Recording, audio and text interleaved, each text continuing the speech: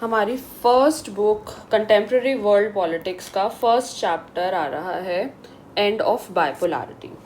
End of bipolarity को समझने के लिए हमें सबसे पहले ये जानना पड़ेगा कि बाइपोलैरिटी क्या होता है। जब हम बाइपोलैरिटी की बात करते हैं तब हम एक ऐसे वर्ल्ड ऑर्डर की बात कर रहे हैं जहाँ पे दो सुपर पावर्स हैं। एक तरफ है आपकी यूएसए एंड एक तरफ है आपका यूएसएसआर, जिसको हम सोवियत ब्लॉक का भी नाम देते हैं ना। ये पीरियड स्टार्ट हुआ जब आपका कोल्ड वॉर ख़त्म हुआ। कोल्ड वॉर ख़त्म हुआ था आपका 1947 में, जब सेकेंड वर्ल्ड वॉर ख़त्म हुई थी। सेकेंड वर्ल्ड वॉर ख़त्म होते ही वर्ल्ड एक कोल्ड वॉर पीरियड के अंदर एंटर कर गया था, जहाँ पर दो सुपर पावर्स सामने आई थी। एक थी आपकी यूएसए और एक थी आपकी यूएसएसआर। यूएसए को हम वेस्टर्न ब्लॉक का भी नाम देते हैं और सोवियत यूनियन को हम ईस्टर्न ब्लॉक का भी नाम देते हैं।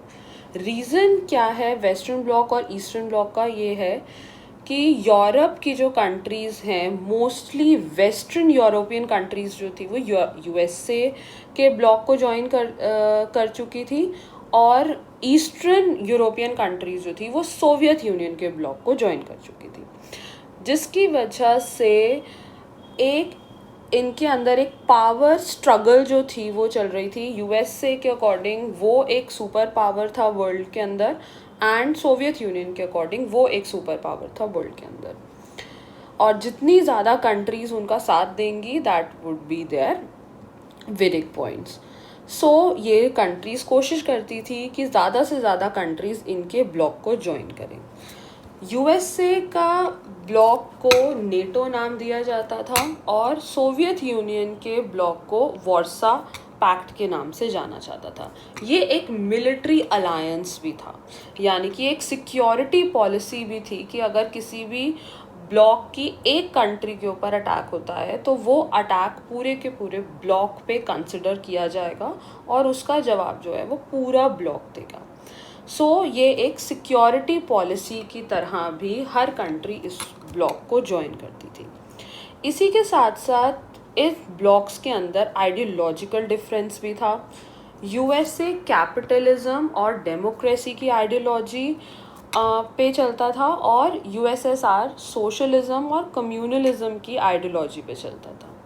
यूएसए ये मानता था कि मार्केट्स फ्री होनी चाहिए और ओनरशिप प्राइवेट होनी चाहिए, ताकि ज़्यादा से ज़्यादा कैपिटल मार्केट में आए और ज़्यादा से ज़्यादा प्रॉफिट कमाया जा सके और कंट्री की डेवलपमेंट रैपिड हो सके। लेकिन सोवियत यूनियन जो है वो ये मानता था कि everything should be state control, और प्रॉपर्टी और economy everything should be controlled by the government. उनके अकॉर्डिंग अगर एवरीथिंग इज स्टेट कंट्रोल तो ऑटोमेटिकली इक्वालिटी जो है वो आपकी सोसाइटी के अंदर प्रिवेल करेगी। इन्हीं दो आइडियोलॉजी के साथ ये दोनों कंट्रीज़ उस टाइम पर एक सुपर पावर्स की तरह अपने आप को प्रेजेंट करते थे और कोशिश करते थे कि ज़्यादा से ज़्यादा कंट्रीज़ इनके अलायंस बने, इनके फ्रेंड्स बने, इनके अलाइज इनके ब्लॉक्स को ज्वाइन करें, ताकि इनकी पावर जो है वो